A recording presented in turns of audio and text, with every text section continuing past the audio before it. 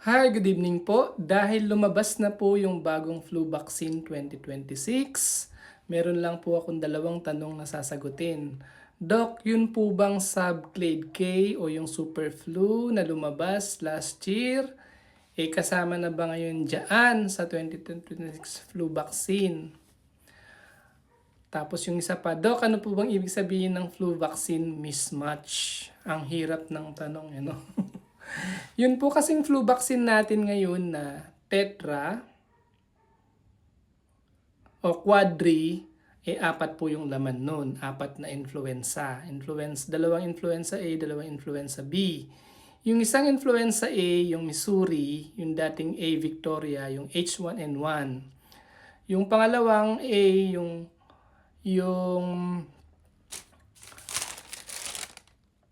Singapore. Ayan, yung H3N2. Yun kasi yung virus na actually kadugtong nung subclade K, yung H3N2. Di po ba? Tapos, yung isang B, yun yung Austria na dating B Victoria. Kasi baka malito kayo, no? Tapos, yung isa, yung pang-apat, yung B Phuket na dating Yamagata. Ayan. So, apat yun. Dalawang A, dalawang B. Yun po kasing subclade K, lumabas yun ng August 2025, di ba, sa US.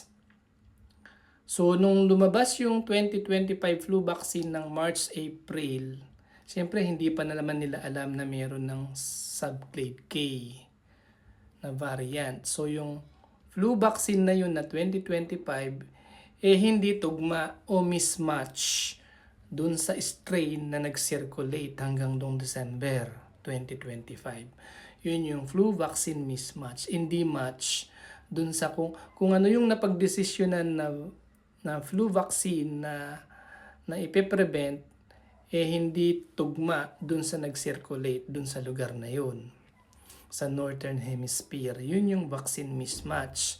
So yung tanong na covered ba yung subclade K? Kasi yun nga, yung subclade K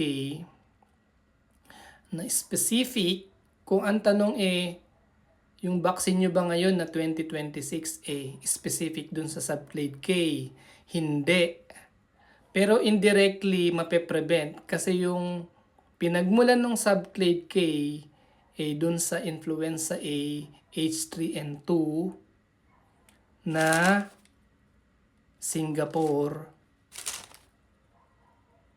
like strain, dun yung pinanggalingan ng virus na subclade K. So in short, hindi specifically yung 2026 flu vaccine sa subclade K, pero may protection ka pa rin. Hindi ka magkakaroon ng severe disease from influenza. At saka hindi ka ma-hospitalize, hindi ka ma-ICU. Kasi meron ka pa rin protection kahit na hindi specific na subclade K. Kasi yung subclade K galing din yun sa H3N2 strain na nandyan naman sa vaccine na pang 2026. Kasi po yan meron tayo sa WHO yung Global Influenza Surveillance and Response System na nagmo-monitor kung ano yung variant na nagsisirculate sa Northern Hemisphere tsaka sa Southern Hemisphere. Tapos nagmi-meeting po ang WHO twice a year about that, kung ano yung ilalabas nilang vaccine at kung anong laman nung influenza A at saka influenza B na tigda dalawa.